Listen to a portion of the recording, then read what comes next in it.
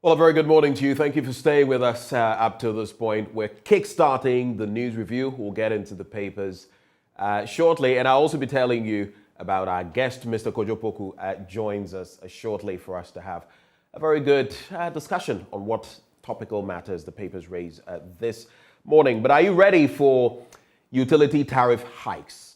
That's the question. Are you ready? And are they justified? That's one of the crucial issues we're investigating or interrogating this morning. So don't you forget to share your thoughts with us via the hashtag #AMShow.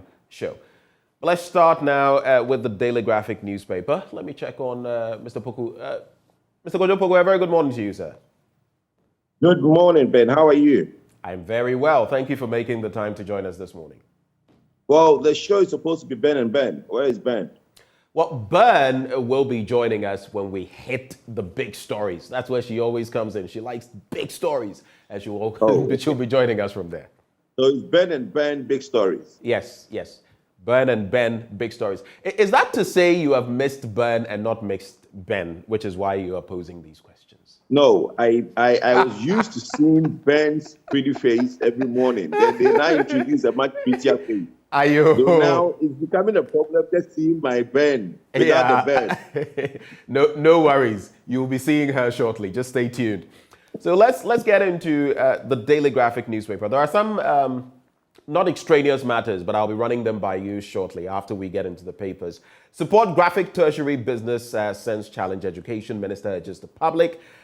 And then Get Fund tackles stalled projects. 1,044 to be completed in 3 years. Let's get into that.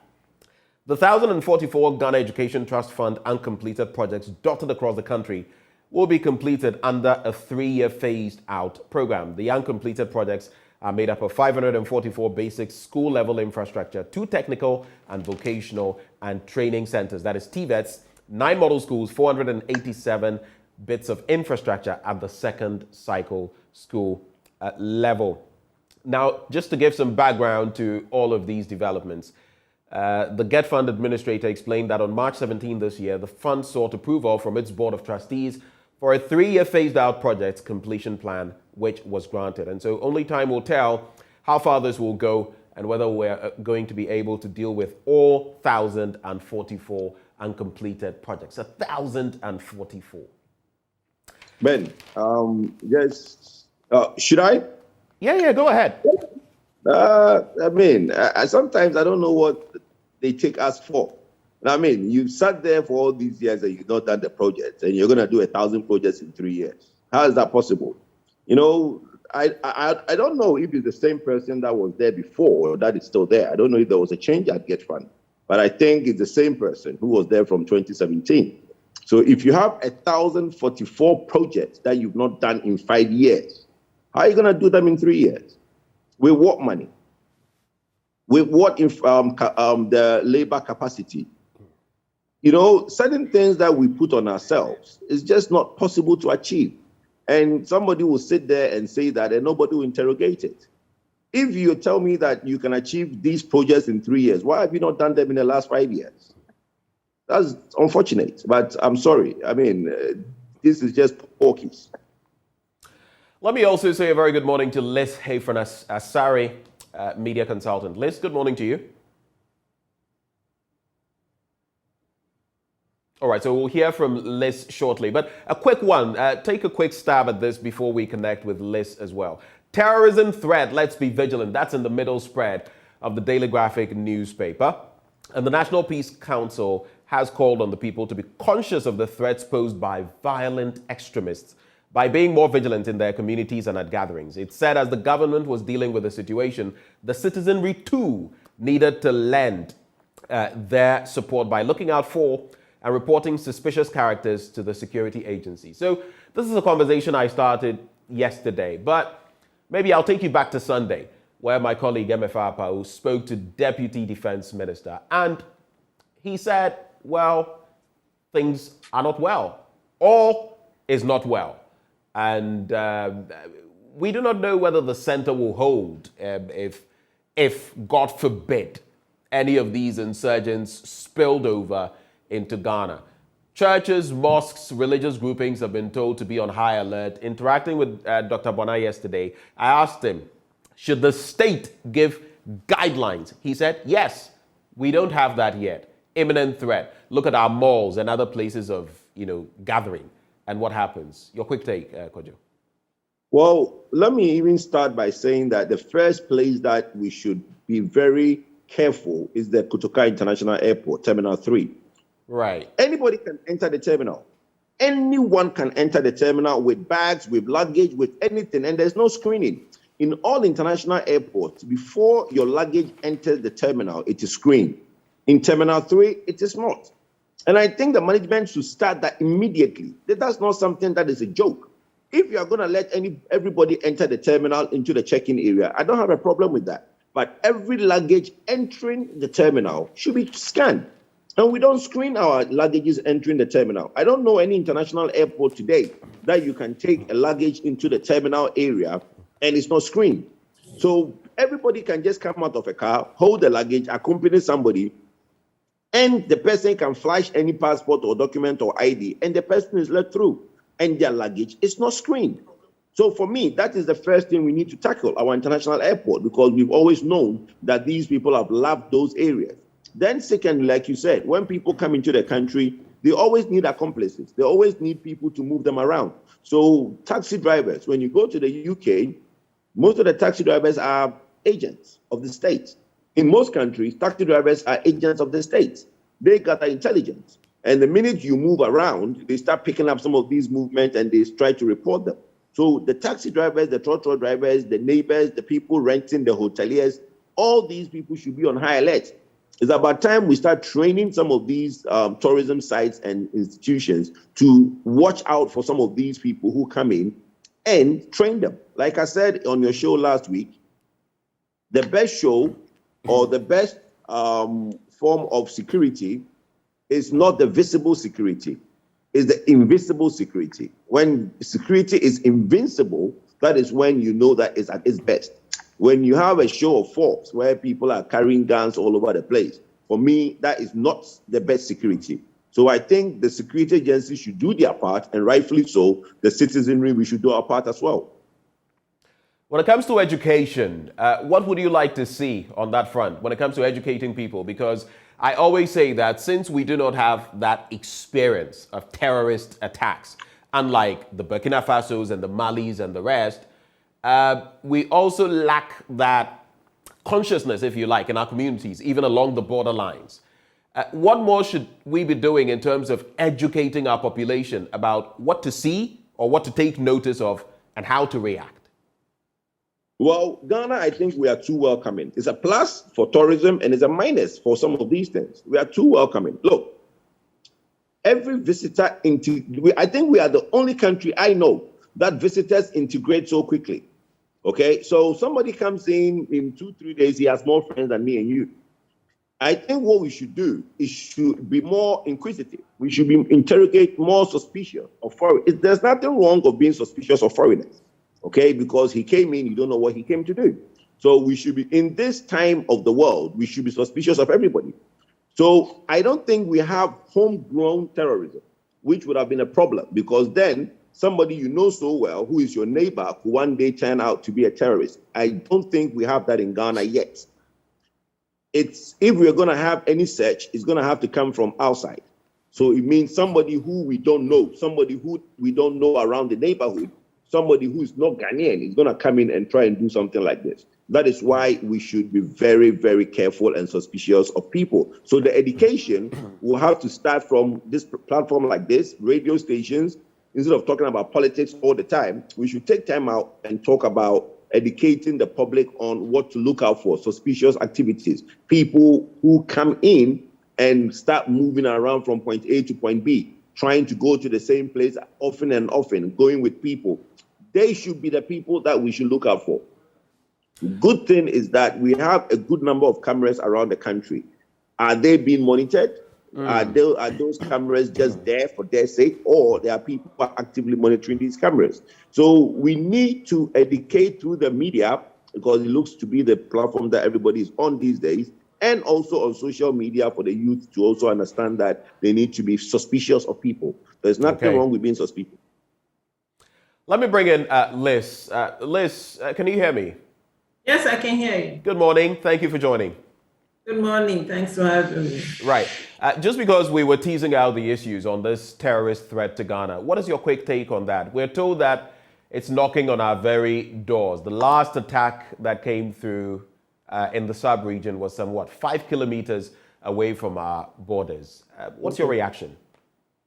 Yes, and I think that it's very scary at the moment. And we need to be on high alert, like the Deputy Minister said yesterday.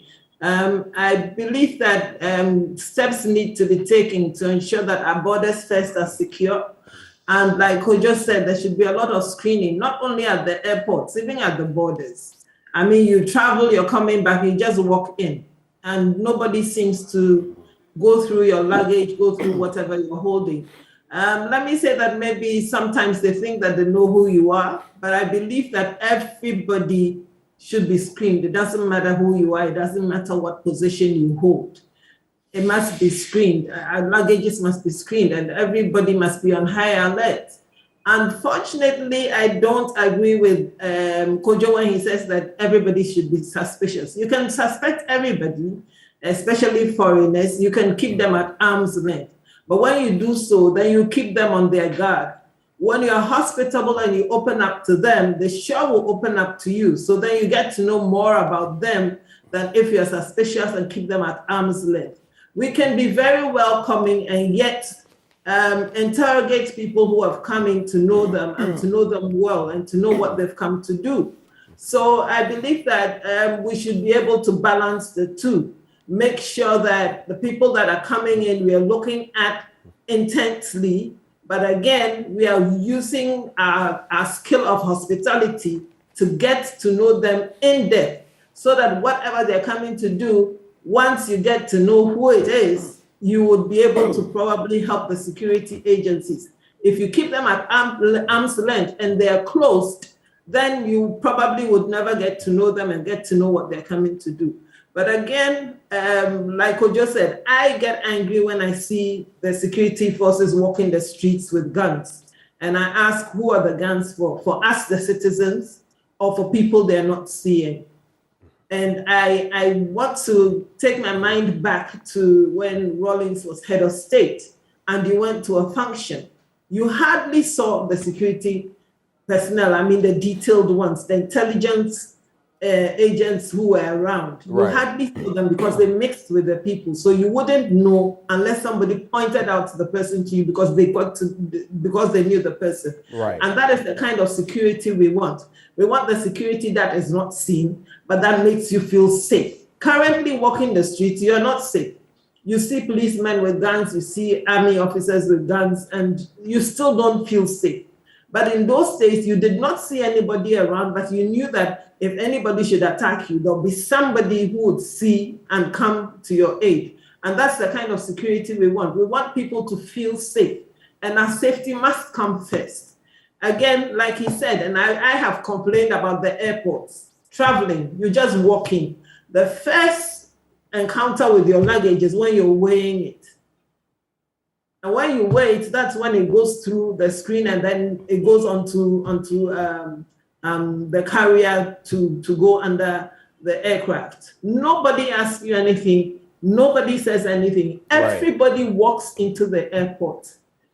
In the past, it didn't used to be like that. If you were not traveling, if you didn't have your passport, if you didn't have your ticket, you wouldn't enter the airport. Right now, everybody enters the airport, and I wonder why. And that is a big problem because as I was interacting yesterday with Dr. Bona, he said he simulated on his own a time at one of our malls, no need to mention the name, he didn't even mention it, left, call it a backpack somewhere, moved, came back, and no one had reacted, no suspicion. So if this were some sort of, pack bomb or something of the sort, who knows what could have happened? And at our airports... So then you ask, what kind of security do we have at all the places where a lot of people converge? And especially in our setup where you have of course, I can understand there's the physical presence aspect of security where you show that, look, don't try this because we are onto you. But there's also that subtle element, and sometimes you see national security operatives and walkie-talkie and barging around and all of that. Is that what is supposed to happen? Ben, let me tell you a quick story. And right. Ben, can you hear me? Yes, I can hear you. Go ahead. About a month ago, right? I have gone through security, gone through screening, and in Terminal 3, I went left. Then I went to sit at the gate, and I'm like, okay, I needed credit. So they said, oh, I should go right to another one of the gates where the shops are. So I started walking right to go to where the shops to get credit. Then a lady sits at the desk and called me over. And I'm like, no, I'm not coming to you. If you want to talk to me, come over. Because the desk was seated somewhere, and I don't know who they were. So I'm like, look, I'm not going to walk to you. You sit there and call me. So she now walks up to me and said, oh, national security. I'm like, what? You are national security and this is where you are sitting? And she said, well, come to my desk. I'm like, I'm not coming to your desk because I've already come in, gone to the gate. It's only when I wanted to buy credit that I came this way. If you are national security, you should be seated at a very advantageous point to see everybody who is screening or who is being screened. Then she now went into this thing with me and now said, okay, can I have a look at your passport? When I gave her my passport, she now went to the desk and sat down as if that she sees my passport. The national security and the narcotics and all these people are at the airport not doing what they're supposed to do. They're intimidating people. And that's the unfortunate part of it. Yeah. Well, national security. We are secure indeed, aren't we? I'm surprised that the national security would even walk up to him and identify herself. That's the whole point. Exactly. If you were national security, you should know whoever is walking in the airport. You should be able to pick up whoever is walking in the airport. And you should have a screen that will make you pick people that you really need to go to. Right. I mean... It's hilarious, isn't it? But... of course, we ought to up our game because this is no joke when you look at what has happened in the sub-region. And unfortunately, Kojo, though you say that there have been no people who have been indoctrinated in our part of the world, remember that incident, I don't want to mention the name of the institution, but a tertiary level, student and what had happened years back. It is not something we can take for granted at all. But let's quickly delve into these two issues in the Daily Graphic and we'll wrap from there. You can share them among yourselves, whichever one you want to take. I suspect Kojo will go for the first one. No kerosene shortage. TOR assures the public, but users complain of scarcity. And of course, the communications manager of the MPA, Mohammed Abdul Kudus, has been telling the Daily Graphic in an interview that there is enough kerosene to fuel the aviation industry for the next 4 weeks. And he says, there is no shortage of kerosene, but industry players, per the story, those who use kerosene a lot are saying, no, that is not the case. We are feeling the pinch. In the meantime, we also know that there are going to be fuel price increments soon, imminent, and it's going to be on kerosene, diesel, and petrol. The second issue, school children go without meals as caterers strike. And these caterers have been calling for more money to cook better food for the children. 97 pesos, that's what is used to cook for one student or pupil. And they are calling for at least 3 Ghana cedis. Over to you, Liz and Kojo. Liz, I'll start with you. Which one will you pick? I'll pick the school children. And I'm lost for words when it comes to how we treat our children. We keep saying that they need to be fed in school. If we're feeding them, feed them well. It's better to give them a good meal so that they'll be able to study and study well, so that they'll be able to grow and grow properly, than giving them half-baked cake.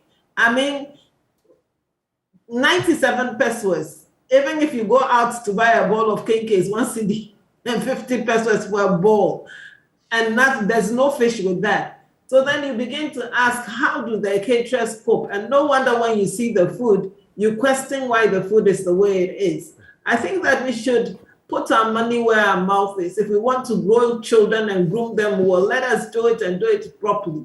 We all know that 97 pesos does not put a meal on anybody's table. So if they're asking for increments, and I believe that caterers do a lot to help. When you buy in bulk, you save a lot more money. When you go to the market and prices increase daily, I mean, you are at a loss for words. So I wonder how they cope if they're not buying farm produce at the farm gate. If they're going to the market, then I'm worried about what we are feeding our children. We should be careful. And I believe that we should go beyond just thinking of giving them one meal a day. I keep saying that when my grandchildren come from school and they have lunch, I insist that they sleep. Right. Because if you read wide, it will tell you that children between certain ages need about 12 hours of sleep. We don't do that to the children. They load them with so much homework that when they come home, they have very little time to sleep. If your parents are both working, then it means that you're waking the children up early to get to school. And so we should be careful the way we are bringing up our children. If we want to invest in them, we should invest in them properly. And so I also agree that they should up the amount of money that they're giving to the caterers. And who is monitoring what the caterers are cooking for their children? Right. So interesting developments there. The caterers are also calling for unpaid sums owed them to be paid up. But for you, Kojo, I suspect you go for the kerosene shortage, alleged kerosene shortage story. Well, yeah. You said that Tor, somebody went to Tor and asked Tor, and Tor said that there will be no... So the Daily Graphic had an interaction with the communications manager. Why did anybody manager. talk to Tor? Tor doesn't do anything, so why are you talking to them? How would they know there's shortage or no shortage? So I'm surprised anybody is going to Tor. I mean, when it comes to kerosene, Tor doesn't import kerosene. They don't refine anything at all for the last year and a half. So Tor will not have a clue what's going on in the industry. So it's the NPA. The NPA has been interacting with the Daily Graphic, but of course, Tor has been assuring the public that there is no shortage, or there will be no shortage. But why would Tor assure anybody? It's like Tor doesn't do anything to assure anybody. So I'm surprised why Tor can assure you. The kerosene is imported. We don't refine anything in this country in the last 1.5 years. So that's my point is I don't understand how anybody is going to Tor for Tor to assure me, because you don't have any. The point, Kojo, is that they are saying there is enough in stock. And so if there's any shortage, it is artificial. That's the end where Tor comes in. Well, honestly, my point is, look, Tor cannot assure any of us. The point is there are shortages of diesel and kerosene in the system. These things where people try to spin what is not and what it is. The bottom line is if I go and I don't get it, there's shortage. I mean, why are you spinning it? The diesel shortage is worldwide. It's not only Ghana. And that's why diesel prices are quite high now. Diesel prices should not be as high as it is, but it's high because there is a few amount of diesel in circulation around the world. So there are some shortages here and there. In terms of kerosene, yes, there is in Nigeria, and even in Kumasi, they don't have fuel. In terms of the airlines, always have to fuel in Accra before they land in Kumasi. When you run dry in Kumasi, you can't reload in Kumasi because there's no aviation fuel in Kumasi. So the point I'm making is that we need to be upfront and center with the people on some of these things. So we now are educated and aware. For you to come and tell me there's nothing of such, and I go and I don't find it, who are you kidding, myself or you? Yeah. Good questions to digest there. A quick look at the graphic business. Number crunch, 24.7%. That's inflation for imported items increased from 17.3% in March to 24.7% in April. And we've heard Finance Minister Ken Ofori-Atta talk a lot in recent times about imported inflation. Well, this phenomenon is the first in over 2 years. And according to the Food and Agriculture Organization, Ukraine war is squeezing food supplies and driving up prices. But let's get into the Ghanaian Times newspaper. Major Mahama murder case. AG closes case against 14 accused. And the AG's department yesterday closed its case against 14 persons being prosecuted for the alleged murder of the late Major Maxwell Mahama at Dentraboise in the central region. That story is there. There's also this one, very interesting one. Court remands alleged girlfriend killer. And the district court in Cape Coast has remanded the boyfriend of Nanama Clark, 24, who was found dead at the roadside of Ola Estate near the Ola College of Education, Cape Coast, into police custody. The court, presided over by Mrs. Bernice Akom, adjourned the case to May 31. The plea of Nicholas Atobronk Taylor, the boyfriend, was not taken when the case was called in court, but he was charged with the offense of murder. Now, in case you've missed all of it, this is a breakdown. The police arrested the accused following the murder of Nanama Clark, who was a level 300 student of the Cape Coast Technical University. The body was found by some residents who informed the police about the tragic event. And according to the police, the student was found lying naked with her private part cut off and with bruises on the body. Liz, I'll start with you. Your quick reactions to these stories. With the student, I hope that the investigations will go on properly. The boyfriend must be picked up, especially if he was with her. He has been picked up. He's been remanded, actually. Okay, so then I believe that there's not much we can say until they have done proper investigations and tried him. And if there are any accomplices, we will get to know, because normally you realize that when there are murders, it's not done by one person. He must have somebody to help him. And then you wonder why the private part was taken. Was it for ritual purposes? If it was, then who did that? Is it the boy? So I think that with these things, we should wait for proper investigations to be done. My worry is that sometimes investigations take so long and you wonder what the security personnel are doing, because it takes a very long time for them to come up with investigations and findings, and it drags on and on and on and on. I think that if there are people who are devoted or dedicated to the case, then they need to work and work fast and work quickly and give us justice. Serving justice will give closure to the family of the girl who has passed. And if nothing is done, and if it keeps dragging, then they keep worrying about all kinds of things, because if you don't get closure, it can cause a lot of problems for you, because going on, you find it difficult to move on when you should be able to move on. So let's hope that the security agencies are on this case and would work quickly. Again, I keep asking, when you hear murders in the universities, again, it goes back to safety and security. How safe, how secure are universities? How is it that somebody in level 300 can just be murdered and dropped by the roadside? So there's still a lot of questions to be answered. And in the past, there used to be a lot of security in the universities. They are not there anymore. Even in our secondary schools, there's hardly any university. When I was in Wesley Girls, we never locked their doors. Now, when you go to the school, the girls have to lock their doors, because if they don't, you come back from classes and half your stuff is gone. Well, let's get into some other stories. Kojo, I know you may have a take, but let me sneak in this bit, and then you can add your take from that previous story. The final newspaper now. Payment of taxes is mark of patriotism. That's according to the GRA. Bank of Ghana's approach can't tame inflation. That's according to the IEA. And the minister declares Bulgarian embassy land no-go area, if you recall what happened there. But how about this? Floods kill 510 in 6 years. Floods kill 510 in 6 years. Auditor General makes shocking findings about our drainage system. Now, this story makes for very curious reading. And it has revealed that flooding in Ghana has killed 510 people and injured 309 others between 2015 and 2020. That is even till 2020. We're not counting 2021 and 2022. Kojo? Well, I think I would take a bite at the tax that the GRA is saying that tax makes you a more patriot. Look, try cooperating or try on your own to try and be tax compliant and see the frustration you go through.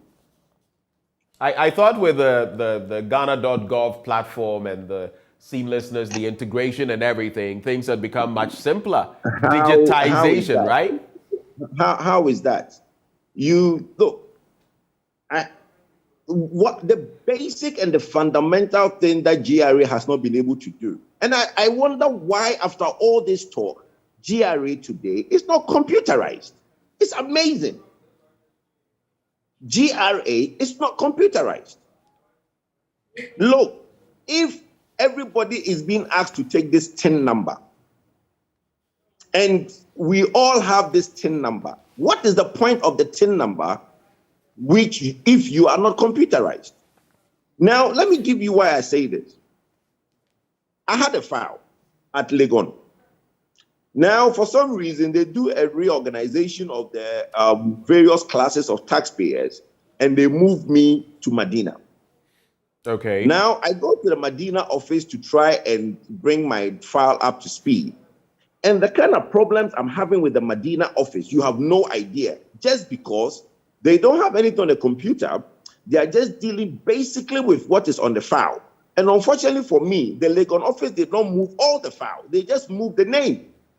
So now I'm having to go to Legon myself to try and look for a file to bring it to Medina. And the question I'm asking myself is why? So it's a bit unfortunate that, if you are an upright citizen or you want to be an upright citizen and just take their word for it that paying taxes make you a patriot. Anybody who wants to do that today, engage DRA and see the frustrations you go through. It's unbelievable. So for me, if companies like the banks, I can go to Wale Wale and pay money into my GCB bank and I come to Accra and that money reflects. Why is it that if I have a withholding tax paid in Wale Wale and I come to Accra to file my taxes, Accra will tell me that go to Wale Wale and bring the withholding tax receipt. If not, I can't give you credit for the tax withholding tax. It's crazy. Right. Let's get into so practical problems we are facing as businessmen, and nobody wants to deal with that. You go there and they treat you as if, GRA now thinks they are some sort of law enforcement officer. The way they talk to you, you are not. Please. Well, I see you're very passionate about that situation. And of course, as we're being told that little trickles of taxes will help, make our country a mighty one, a great one. Of course, the system ought to be more, facilitate better the taking or raking in of taxes. No, the system should be customer friendly. So people will feel okay to go there. I mean, the fact that there's customs and customs is added to GRA and the GRA officers, they talk to you as if they are law enforcement officers. Right. When you go to the tax office, they talk as if you are under interrogation or you are under arrest or something. I mean, it's amazing. Let's get into the BNFT. And e-levy bites MTN as share price falls 18.9%, drags rest of the market down with it. E-levy bites MTN as share price falls 18.9%. There's also public boards lose 850 million Ghana cedis to procurement regulations. And maybe just to wrap with this bit, it has to do with the latest incident. I mean, there have been incidents in Akachi, incidents in Boku, other parts of the country. We heard of the Ejura situation sometime last year. And now it is in Koranza where a 24-year-old man, maybe falsely or allegedly accused of armed robbery, has been killed and the police cannot account for it. Let me leave it that way. So a lot of allegations going round. We've heard from the MP for the area, among others. But another suspicious incident where a citizen dies and the police cannot give us what exactly happened, or at least we do not know, we're not certain how things panned out. Kojo and Liz, this will be my final bit to you. I'm sure you followed that story. What is your take? I think we can Liz start. Can go in. All right, go ahead, Kojo. I'll wrap up with Liz. Okay. Look, let me go with the MTN story. MTN shares cannot go down because of e-levy. MTN is just a rubbish cellular company. Simple. Look, it is just a what? It's just a rubbish cellular company. Kojo, I don't know whether I heard the R word correctly, but please, you can't refer to them as such. But you asked me to repeat it, so let me take it. No. I just wanted to be, please rather retract. Please retract if you can. MTN is a bad cellular company. We have a number of cellular entities. You can't single out MTN for this kind of treatment. The reason why their shares went down.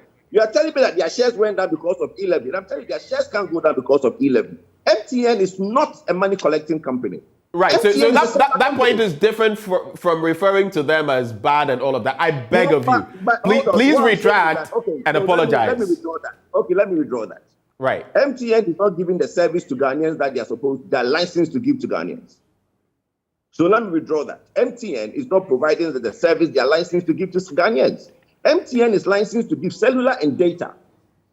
The Momo money thing that now, when you go to an MTN service center, only 2 desks does the cellular customer service and 10 desks does Momo accounts. It's not what they're supposed to do. And I think the regulators to split the company so that we have 2 separate companies, one concentrating on what they're licensed for, which is cellular and data, voice and data. Look, our communication sector is bad, my brother. We don't. Anytime we talk about energy, I said that can we spend some time and talk about communication? We don't. Try making a phone call. Try sending text messages on WhatsApp and see what you can get. It's amazing. I tried to call the customer service person at NCA and complain about how bad our network systems are. She blocked me. Please. Interesting times indeed. We do have all our problems, but it would be unfair to single out MTN as though they were the worst in this spectrum. We don't have any proof. We don't have any details of that. No, Kojo, this is not for you. This is just my disclaimer. And so we dissociate ourselves from these comments. It is not reflective of our content or what we stand for. And all due apologies to MTN for some of those. But just to wrap the conversation, back to you, Liz. What is your take as we wrap up with this Nkoranza killing?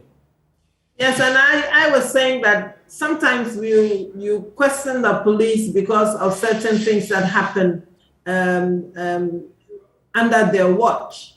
We are made to understand that the police picked this guy up.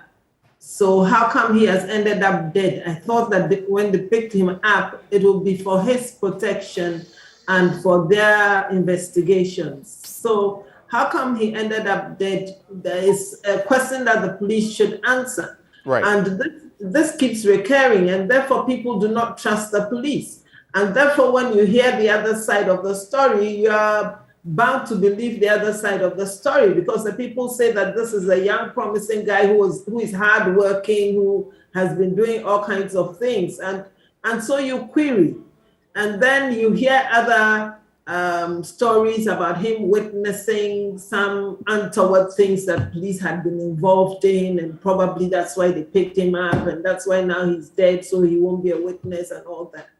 I think that the police should be on top of their game. They are law enforcing agency, yes, but they are meant to protect the citizenry, not to kill them. And so the police should be up and doing. They should be doing their job and doing it well.